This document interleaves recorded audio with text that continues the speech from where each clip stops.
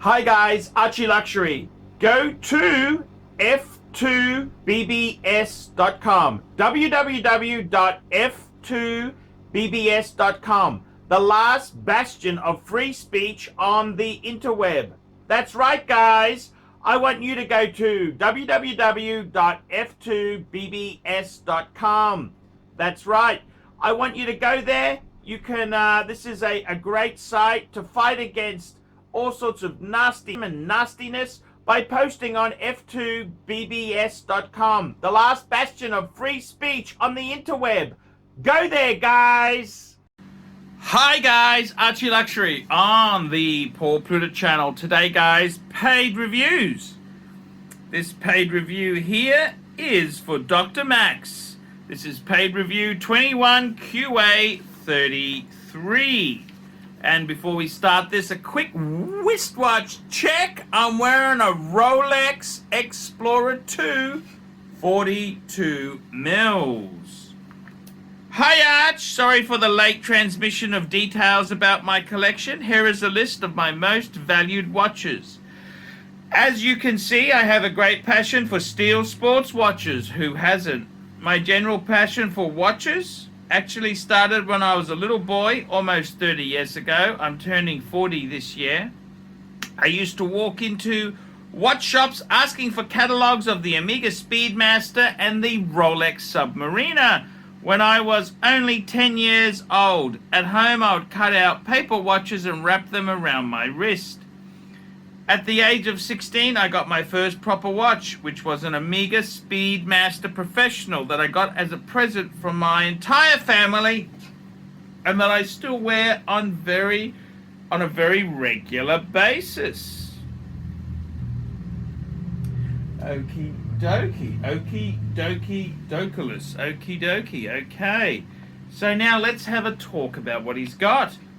He's got a number of pieces. He's got a number of cool pieces.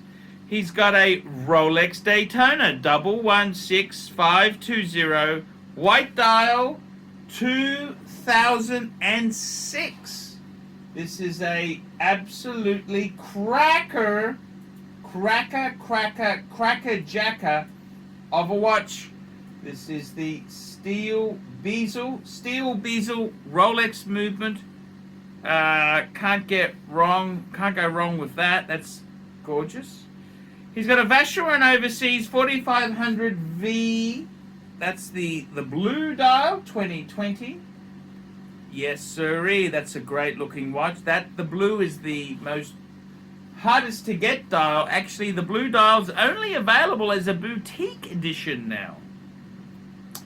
He's got a Rolex Sea Dweller 4000. That's the 116600 2015.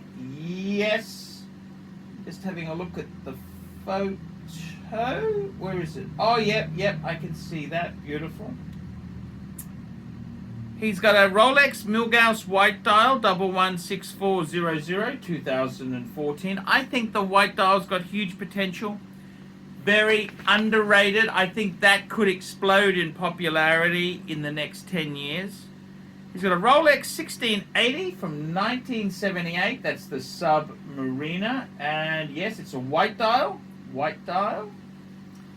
He has got, what else have we got here? We've got some amazing stuff. Rolex Submariner 16610. I used to have one of those from 1998. Yes. Just have a look. Where is it in the photo? Like, not sure if I can see that one. It's okay. Okay, fair enough. He's got a Rolex Sea Dweller 666. That's the 16660 mid-80s. Yes, sir. He has got a Rolex GMT Master 16710 from 1992. Yes, sir. That's on a NATO. He's wearing that in the photo. He's got a Datejust 16200 tapestry dial. Yes, beautiful. 16200. Nice watch that. 16200, 1998. Omega Speedmaster Professional, 1974, 1985, and 1996. Just trying to make these out. Can I see them? I can see two. Okie dokie. I don't know why you put the G-Shocks in. They're garbage. We've then got the Omega Speedmaster 125th Anniversary Edition. Yes. We've then got the IWC Duple Chronograph from 2000. Where is that? Oh, yes. He's also got a Grand Seiko SBG H001 2010. Yes. He's got a Tudor Big Block it's a reference 79180 from 1992. The big blocks there actually got huge potential, I must say. The big blocks have huge. Yeah, I love those big block Tudors. He's got a PAM Luminar Marina 113 white. That's from 2000. And an IWC, this is an Ingenua that I actually own, the same reference. Ingenua 3227 from 2007.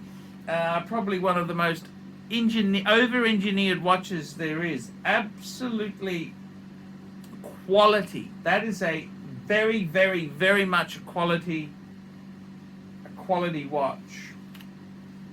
I hope you can work with this list. So he sent me it. Yeah, okay. So what do I think here? Well, I gotta be totally honest with you. What an amazing collection. This is somebody who loves his Rolex. And he also loves the watches. Look, I think let's just go through them there. So the Daytona, absolutely bulletproof investment. Steel Daytona, my God, these things are only going one way in price. Up. Daytona, absolutely gorgeous. You can't argue with that. The Vacheron, I got to be honest with you. This is a Gen 3. I love the 4500V. I was about to, the problem is second gen. I was about to buy one for $7,000 US. No box or papers, no straps and leather straps or, the rubber. But a nice crispy example for $7,000 US. That's what annoys me. They don't seem to. Then all my friends on the channel say, oh, but that's Gen 2. I like the Gen 2. It's got the most beautiful dial pattern. I got to be honest, that's what worries me with Vacheron. But that is actually selling above retail. It's a beautiful watch. Good on you. Sea Dweller 4000. Now that is a blue chip investment. Sea Dweller 4000. They're the ceramic. They're only available for a short period, I think about 18 months. Absolute blue chip investment. You got the Rolex Milgauss white dial. You love your white dials. I reckon that is going to be a hot watch. The white dial, they're always a little bit soft, but it's always the model that's not popular that boots in the future. Remember the Paul Newman dial, the exotic dial on the Daytona, that was the least desired. Then years later, everybody wants that one there. So you've got some amazing subs. You've got a 1680 and you've got a 16610. You've got a plastic and you've got a sapphire. Absolutely gorgeous. That's just amazing Rolex there. Then you've got a Rolex Sea Dweller 666. That's the 16660 for the mid-80s. Gorgeous. Then you've got a Rolex GMT Master, the 16710. You've got that in Coke. Which looks a treat. The Datejust, I love the tapestry. Just I'm not sure. I think your reference number, you put 16200. I think that might be a 16220 because it's got the engine turn bezel. 16200 would be smooth bezel, unless you've changed the bezel, but I think that may be a 16220.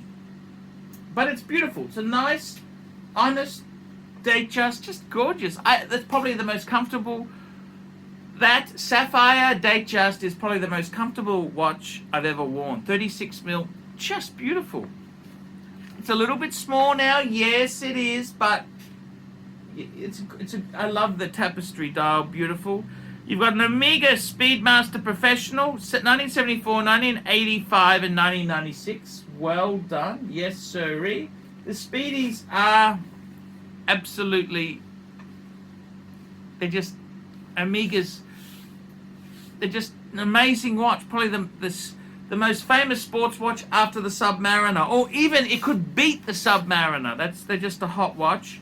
Then you got the Speedmaster 125th anniversary, yes, quirky as Fike. The IWC Dupen chronograph, yes, quite like that. You got the Grand Seiko, yes, in the diver, beautiful dive watch there, 1,000 meters. The big block tutors, I tell you what, they have got huge investment potential. Absolutely cracker jacker. And then we've got the PAM. Now, many people hate the white dial PAMs. You've got the 113. I kind of like them. I love the white dial. And I kind of think, down the track, that could be, it's worth taking a punt on. I think the white dial looks amazing. Yeah, I wouldn't buy more white dial PAMs. One's enough, but it's still got potential. Very good potential. And finally, the IWC Ingenua 3227. And I got to tell you, that's probably the most over-engineered watch. They pitched this.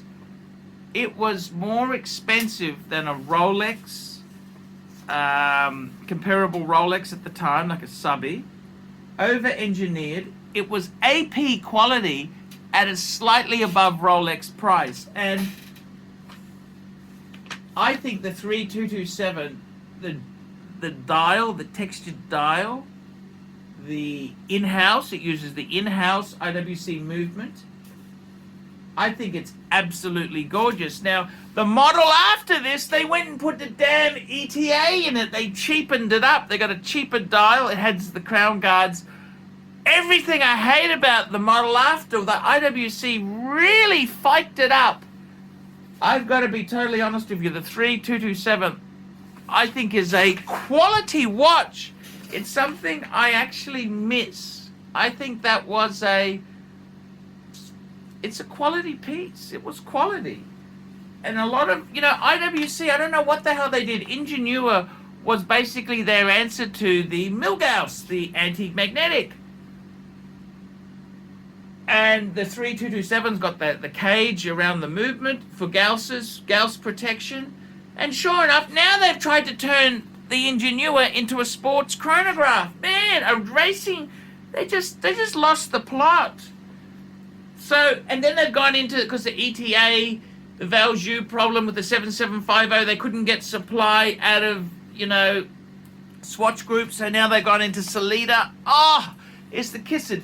It's really, I think the 3227, that is a quality, over-engineered IWC. I miss mine. I got to tell you, they haven't really gone up in price. As an investment, they're a bit lousy.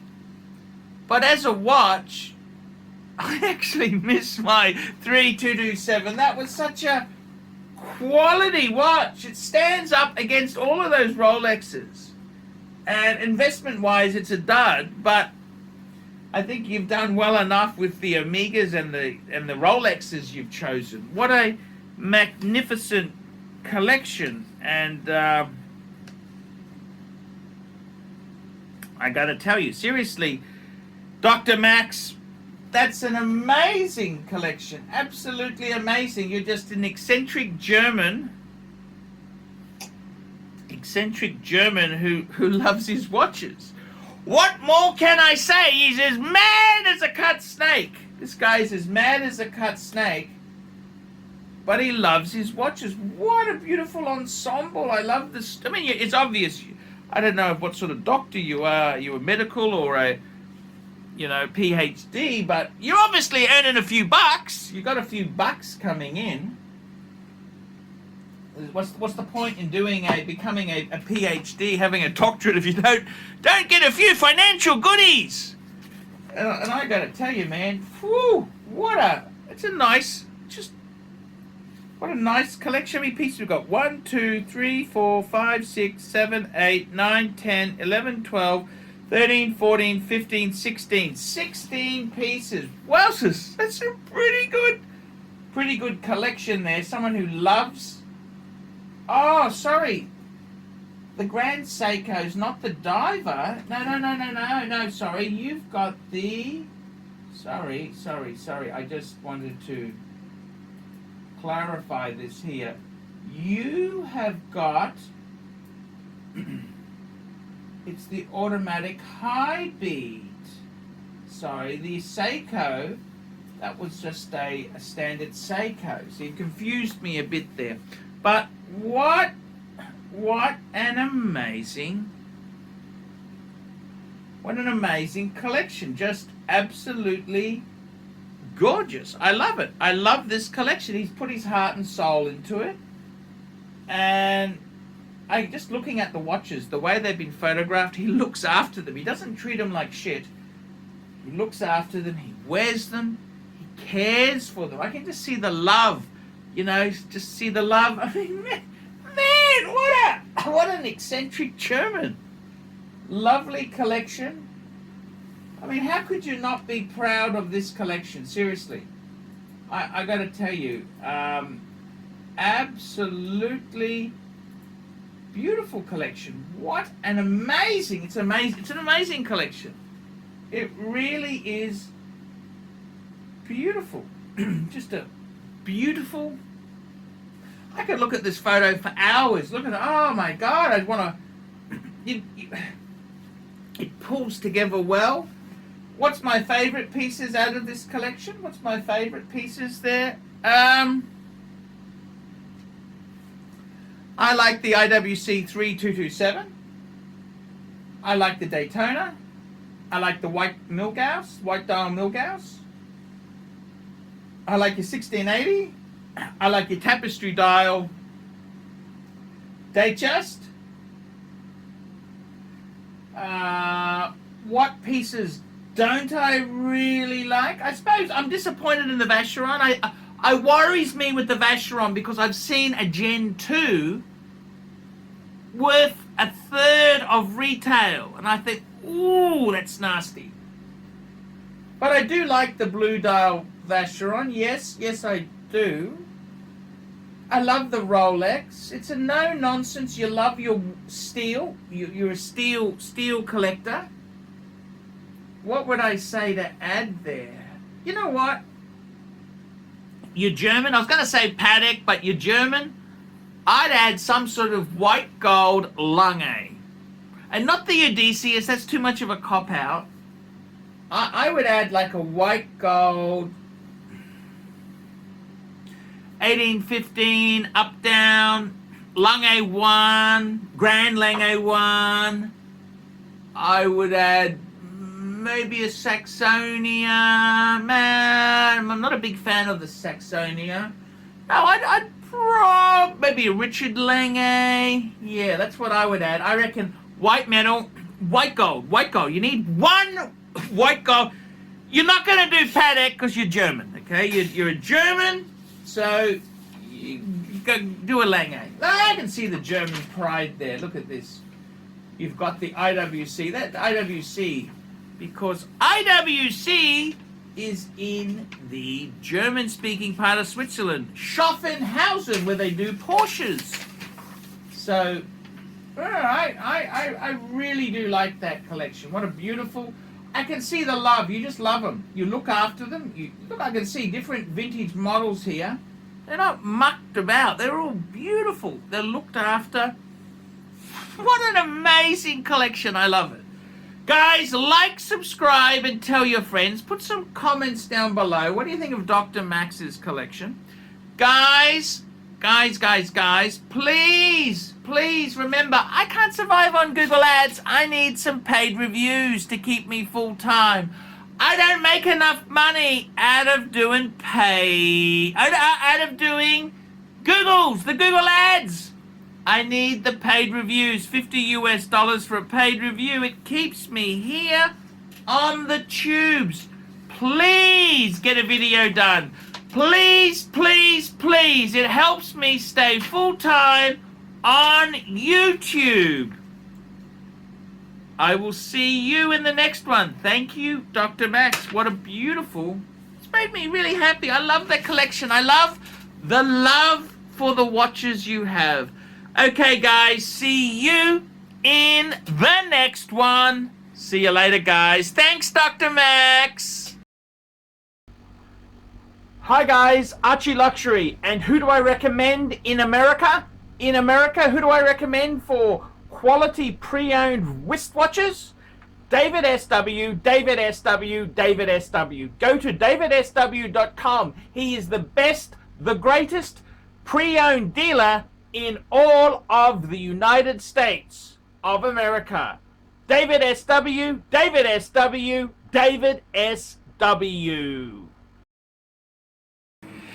Hey guys, ArchieLuxury channel, and we've got new carpet. I want to thank ER. ER is the lady who made all this possible, because it wasn't my doing.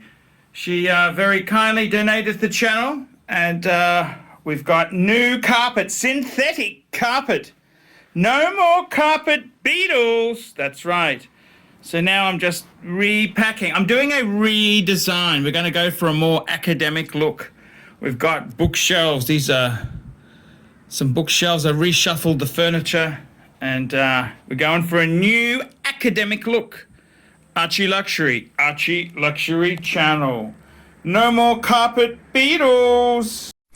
Hey guys, ArchieLuxury. Who do I recommend for watches in Brisbane and Sydney? Vintage Watch Co. That's correct. Vintage Watch Co. in Brisbane Arcade in Brisbane and the Strand Arcade in Sydney. Vintage Watch Co. Brisbane and Sydney. Ronnie, I've known him since the late 90s. Ronnie is a top bloke. Luke is a great guy. Vintage Watch Co. That is who I recommend in Australia. Check out Vintage Watch Co. and the guys' amazing range of watches. They also do service and repairs. Vintage Watch Co. That is where the Pontiff goes. You know, some of my Pateks came from Vintage Watch Co. That's right, guys. Vintage Watch Co.